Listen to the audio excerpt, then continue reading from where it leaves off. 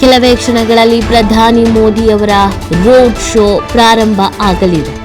ಬನ್ನಂಜೆ ನಾರಾಯಣ ಗುರು ವೃತ್ತದಿಂದ ಕಲ್ಸಂಕದವರೆಗೆ ಸುಮಾರು 20 ನಿಮಿಷಗಳ ಕಾಲ ಪ್ರಧಾನಿ ಮೋದಿಯವರು ಈ ರೋಡ್ ಶೋನನ್ನ ನಡೆಸಲಿದ್ದಾರೆ. ಸಾಂಸ್ಕೃತಿಕ ಕಾರ್ಯಕ್ರಮ ವೀಕ್ಷಣೆ ಮಾಡುತ್ತಾ ಸಾಗಲಿದ್ದಾರೆ.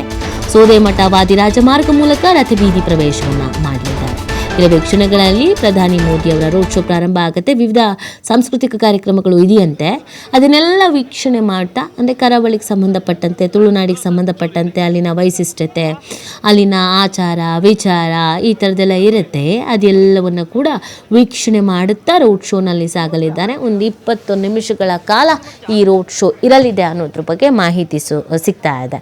ಸೊ ಆ ರೋಡ್ ಶೋ ಮುಗಿದ ನಂತರ ವಿವಿಧ ಧಾರ್ಮಿಕ ಕಾರ್ಯಕ್ರಮಗಳು ಮೊದಲೇ ಏನು ಪ್ಲ್ಯಾನ್ಡ್ ಆಗಿದ್ವೋ ಆ ಕಾರ್ಯಕ್ರಮದಲ್ಲಿ ಭಾಗಿಯಾಗಲಿದ್ದಾರೆ. ಅಂದರೆ ನೋಡಿ, ಅಲ್ಲಿ ಮಾತಾಡುವ ಸಂದರ್ಭದಲ್ಲಿ ಹೇಳ್ತಾ ಇದ್ರು, ಪ್ರಧಾನಿ ಆದಮೇಲೆ ಬರ್ತಾ ಇರೋದಿದೆ, ಮೊದಲು ಗುಜರಾತ್ನಲ್ಲಿ ಅವರು ಇದ್ದಾಗ ಇಲ್ಲಿಗೆ ಬಂದಿದ್ರು ಅನ್ನೋದನ್ನು ಹೇಳ್ತಾ ಇದ್ರು. ಒಂದು ಖುಷಿ ಅಲ್ವಾ, ನಮ್ಮ ಪ್ರಧಾನಿಗಳು ಬರ್ತಾ ಇದ್ದಾರೆ ಅಂತ. ಈ ಹಿಂದೆ ಬಂದಂಥ ಪ್ರಧಾನಿಗಳನ್ನು ಕೂಡ ನೆನಪಿಸ್ಕೊಂಡಿರ್ತಾರೆ. ಆಗ ಯಾವ ಥರ ಇತ್ತು ಕಾರ್ಯಕ್ರಮ ಅಂತ ನೆನಪಿಸ್ಕೊಂಡಿರ್ತಾರೆ. ಮತ್ತು ಈಗ ಪ್ರಧಾನಿ ನರೇಂದ್ರ ಮೋದಿಯವರು ಖುದ್ದಾಗಿ ಆಗಮಿಸ್ತಾ ಇರೋದು ಒಂದು ಹರ್ಷ ಅನಿಸುತ್ತೆ.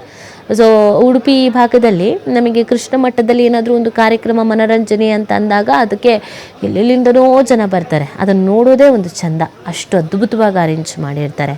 ಅಷ್ಟು ಧಾರ್ಮಿಕ ಕಾರ್ಯಕ್ರಮಗಳಿರುತ್ತೆ. ಇಡೀ ಉಡುಪಿ ನಗರವೇ ಯಾವಾಗಲೂ ಅಷ್ಟೇ ಬಹಳ ಸಂಭ್ರಮದಿಂದ ಸಡಗರದಿಂದ ಜನರು ಕೂಡ ಅಷ್ಟೇ ಖುಷಿಲಿ ಓಡಾಡ್ತಾ ಇರ್ತಾರೆ. ಅಲಂಕಾರವೂ ಹಾಗೆ ಇರುತ್ತೆ.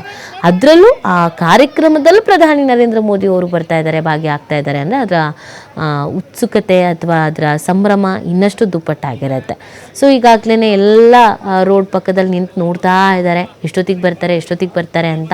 ಕೆಲವೇ ಕ್ಷಣಗಳು ಇನ್ನೇನು ಪ್ರಾರಂಭ ಆಗಲಿದೆ. 2 ಕಿಲೋಮೀಟರ್ಗಳ ಕಾಲ ಈ ರೋಡ್ ಶೋ ಸಾಗುವಂಥದ್ದು. ಒಂದು 20 ನಿಮಿಷದಲ್ಲಿ ಮುಗಿಸ್ತಾರೆ ಅಂತ ಹೇಳ್ತಾ ಇದ್ದಾರೆ.